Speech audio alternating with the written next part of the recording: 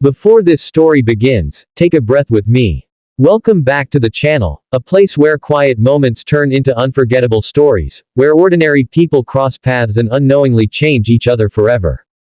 If you love slow burn emotions, unexpected connections, and stories that feel real enough to touch, you're in the right place. Settle in, because this one unfolds gently, and then all at once. The garage sat at the edge of town, where the road thinned into cracked asphalt and the air smelled like oil, dust, and sun-warmed metal. It wasn't the kind of place people stumbled upon unless they needed something fixed, or unless life had nudged them there for reasons they didn't yet understand. The sign above the entrance had faded letters, half peeled by years of wind and weather, but inside, everything ran with quiet precision. Ethan worked there 6 days a week. He was known around town as dependable, the kind of man who didn't talk much but listened carefully. His hands were always stained with grease no matter how hard he scrubbed them, and his posture carried the calm weight of someone used to solving problems without applause. He fixed engines the way some people fixed broken conversations, with patience, intuition, and an instinct for what mattered most. He didn't know her yet. On a late afternoon, when the sun hovered low and painted the pavement gold, a car rolled into the lot and stalled just short of the garage doors. The engine coughed, shuddered, and surrendered. Ethan glanced up from beneath the hood of a pickup truck, wiped his hands on a rag, and watched as the driver's door opened slowly. She stepped out like someone who had rehearsed the moment, even if she pretended not to have. Her name was Clara. She wore a simple jacket, slightly oversized, and her hair was pulled back in a way that suggested she hadn't spent too long thinking about it, but that wasn't entirely true. She took in the garage with quick, careful eyes, noting where the tools hung, where the light slanted through the windows, and where Ethan stood, framed by shadow and sunlight. Their eyes met for a brief second. Ethan offered a polite nod, nothing more. "Car trouble?" he asked, his voice steady, neutral. Clara let out a soft laugh, just a touch breathless. "Yeah, it finally gave up on me." He walked over, already mentally sorting through possibilities. "Battery, fuel line, ignition. Pop the hood." She did, stepping back, folding her arms loosely as if to keep herself from saying too much. Ethan leaned in, listening, observing, letting the machine speak to him in its own language.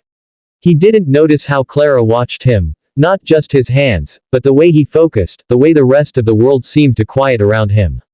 "This might take a bit," he said after a moment. "You're welcome to wait inside." She nodded. "I don't mind waiting." And so she stayed. That was the first afternoon.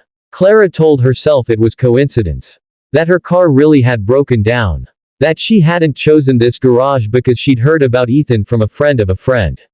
That she hadn't driven past twice before finally pulling in. Those were just details. Harmless ones. She came back 2 days later. This time, it was for a strange noise she claimed she'd heard under the hood. Ethan didn't question it. Cars made noises all the time. People worried. It was part of the job. He fixed a loose belt, charged her less than he could have, and sent her on her way. She lingered for a moment, asking about his day, about how long he'd worked there. He answered simply, not unkindly, not warmly either. Just honest. Clara left with a smile she kept to herself. By the third visit, even Ethan noticed the pattern. "Everything okay with the car?" he asked, a hint of curiosity slipping into his voice. She shrugged lightly. "I guess I just feel safer when someone who knows what they're doing looks at it." That was true, in a way. Just not the whole truth. What Ethan didn't know was that Clara had been planning this long before the first breakdown. Months earlier, their paths had crossed in the most unremarkable way, at a roadside diner on a rainy morning. He'd held the door for her when the wind threatened to rip it from her hand. She'd said thank you. He'd nodded. That should have been the end. But something about him stayed with her. Not his looks, exactly, though there was something quietly attractive about his worn jacket and tired eyes. It was the way he didn't rush her, the way he let the moment exist without trying to impress it into something else. For Clara, whose life had been a constant performance of expectations and polished interactions, that small, genuine moment had felt like oxygen. She'd asked the waitress about him. "Mechanic down the road," the woman had said. "Good guy. Keeps to himself." And Clara, without quite admitting it even to herself, had decided she wanted to know why. Ethan's life was simple. Work, home, the same grocery store every week, the same quiet evenings. He'd learned not to expect much from people, not out of bitterness, but out of experience. Relationships, for him, had always felt like engines that overheated too fast. Too much pressure, too many demands. Clara was different, though he couldn't have said why. She didn't push. She didn't flirt obviously. She asked questions, yes, but she listened to the answers. She brought coffee one morning, claiming she'd bought an extra by mistake. She laughed at his dry humor when others might have missed it. Still, he remained cautious. One evening, as he locked up the garage, he found her sitting on the curb nearby, looking frustrated.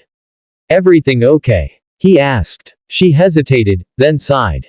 "I think my car hates me." He almost smiled. He checked it again, hands moving out of habit, but his attention kept drifting to her face, to the way she bit her lip when she thought he wasn't looking. The problem was minor, but he took his time. When he finished, the sky had darkened. "I can't charge you for that," he said. She shook her head. "Then let me buy you dinner." The words hung between them, fragile and honest. Ethan considered it. The easy answer would have been no. Safe. Familiar. But something in her eyes told him this wasn't a game. "All right," he said. One dinner. That night, over simple food and awkward pauses, Clara felt the weight of her secret press against her chest. She wanted to tell him the truth, that she hadn't just stumbled into his life, that she'd been drawn there deliberately. But she was afraid that intention would cheapen the connection.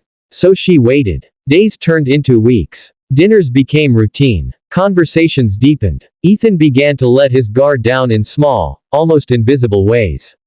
He talked about his father teaching him to fix engines. About the quiet he preferred. About how he liked things that made sense. Clara listened, memorizing the shape of his words. But secrets have a way of demanding air. The truth came out on a rainy afternoon, back at the garage where it all began.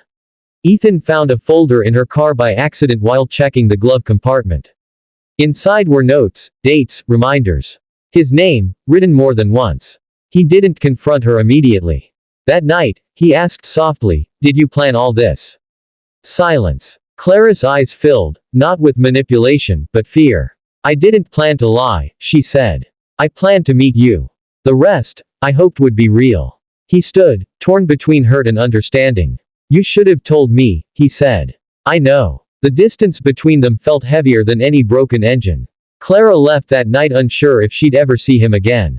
Ethan spent days replaying everything. The kindness. The laughter. The way she'd looked at him when she thought he wasn't paying attention. Was it all a setup?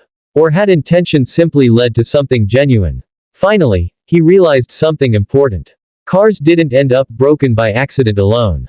Sometimes wear and tear was just life asking for care. He went to her. She answered the door with surprise and hope colliding in her expression. "I helped you because it was my job," he said. "I stayed because I wanted to." She nodded, tears slipping free. "And next time," he added, "just be honest." She smiled through the tears. "I will." They didn't fix everything that night. But they started. And sometimes, that's all it takes. If this story touched you, let it linger. Like the quiet hum of an engine finally running right. And remember, some connections are planned, some are accidental, but the ones that matter most are the ones we choose to keep.